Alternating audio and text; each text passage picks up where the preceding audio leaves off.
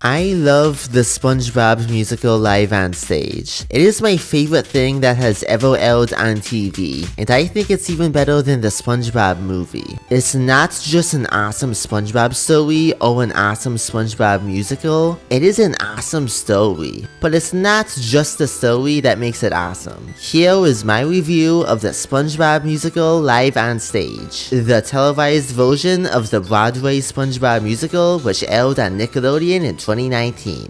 I think the best place to begin with this video is talking about the visual presentation of this musical. SpongeBob is a very unusual series to make a live-action musical of. First off, it takes place underwater. How do you go about making a live-action stage on land that makes you feel like you are watching a show that is underwater? How do you keep that aquatic atmosphere of the series? You gotta do it. It's a huge part of what makes the series what it is. After all, SpongeBob was created by a marine biologist who wanted to create a show that would make kids become interested in sea life. Well, what the creative minds behind the SpongeBob Musical did was take full advantage of practical effects in everyday objects that could be used to help them achieve that task. Like swimming noodles, they made their own flower clouds from the series to hang up above the stage. And the stage itself is lit in a way that makes it always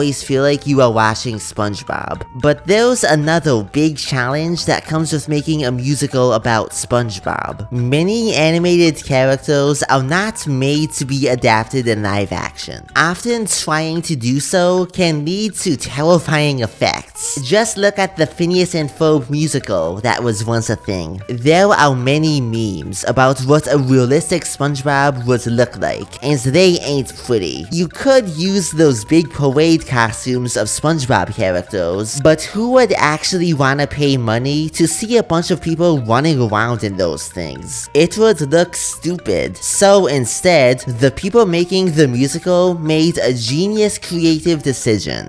Instead of making full-body costumes that cover the actors' faces and are big and over the top, the designers crafted perfect costumes for the actors to wear that are basically average everyday clothes, but have a look and visual feel that makes each of the characters easily identifiable. And now let's talk about the actors. When casting people to play live-action versions of some of the biggest animated characters of all time, you gotta get people who can fully become the characters they are playing, and get people like that they did. Every single actor, and I mean every single actor, who they got to play the characters in this musical do a flawless job. Say what you will about Ethan Slater, but in this musical, he is SpongeBob. So, what is this musical about? Basically, after we get a funny animated opening with the SpongeBob characters about to watch a musical, the show opens up on what is a beautiful morning on a typical Bikini Bottom day. We get introduced to the musical's version of all of the main characters in the opening song, which is a bright, positive, enjoyable opening and is an awesome song. The opening instantly immerses you in the show, but then the characters are faced with big news. There's a volcano, Mount Humongous, beginning to erupt, and the end of Bikini Bottom could be coming in only a few days. Everyone starts panicking. It's the end, they think. This is it. As everyone in town freaks out, SpongeBob tries to hold on to optimism and positivity, telling people it's gonna be fine. That's when the media strikes by doing what it does best. In a brilliant song, we see the media's tactics of spreading fear and anxiety, declaring that yes, the end really is coming, and there's nothing you can do about it. You've got no control of the situation. SpongeBob jumps in, saying, "Don't you think you're being a little negative?" But his voice is nothing in the moment, as the media is feeding into everyone's worries. The town is under curfew now. Everyone has to stay inside, all alone, as they await wait what might be the last couple of days until everything they know and love gets destroyed. And each of the characters handle the curfews differently. Squidward sees it as an opportunity to practice his clarinet. Patrick tries to get his mind off things with some snacks and television. But he's out of snacks, and all that he sees on TV is the end is coming. SpongeBob tries to lighten his mood though, telling him we don't need television as long as we have the power of BFFs. BFF.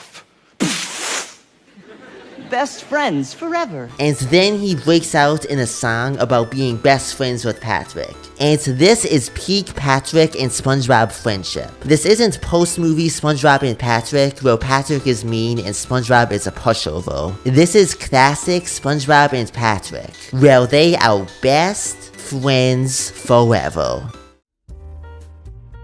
The mayor of Bikini Bottom gathers everyone in town and it becomes official. They only have until sunset tomorrow. And like in real life situations of mass unease, everyone is on edge. People start looking for answers, for fake idols who will save them, and for someone to blame for all of this. Sandy comes up with a genuine plan to save the day. But she's not from here. She's a land mammal. She's different from everyone in Bikini Bottom. So she gets blamed and a mob tries to run her out of town. And Plankton hatches an evil scheme to get everyone inside a ship to flee from Bikini Bottom. And then hypnotize them to love Chum. And almost everyone gets tricked into supporting Plankton because people are most easy to control when they are panicking. SpongeBob still refuses to give up on their home, but Mr. Krabs tells him to let it go. He's just a simple sponge. But that's not okay with SpongeBob. He's not okay with just giving up, and he will prove he's not just a simple sponge, because he's gonna save the day. He's gonna save Bikini Bottom. This makes for an awesome song, and is one of the best ones in the entire musical. Squidward tells SpongeBob no one has ever made it to the top of Mount Humongous alive, and he begins to lose hope. Maybe Mr. Krabs was correct about him. No. SpongeBob then assembles a team with Patrick and Sandy, who builds a machine that she says will stop the volcano from erupting if they can manage to climb to the top of the volcano and drop the machine in it. After a series of challenging events, they do just that, meaning they have successfully saved Bikini Bottom. At least that's what they think they did. But Sandy says there's no way to know if the machine will actually work until sunset. When they get back down to Bikini Bottom, everyone is fighting each other. SpongeBob tells them to stop, because if they keep going at it, soon they won't have anything left to save. So with only 10 minutes left on the doom clock, SpongeBob tells everyone, We may only have 7 minutes left, but we could make them the best 7 minutes ever.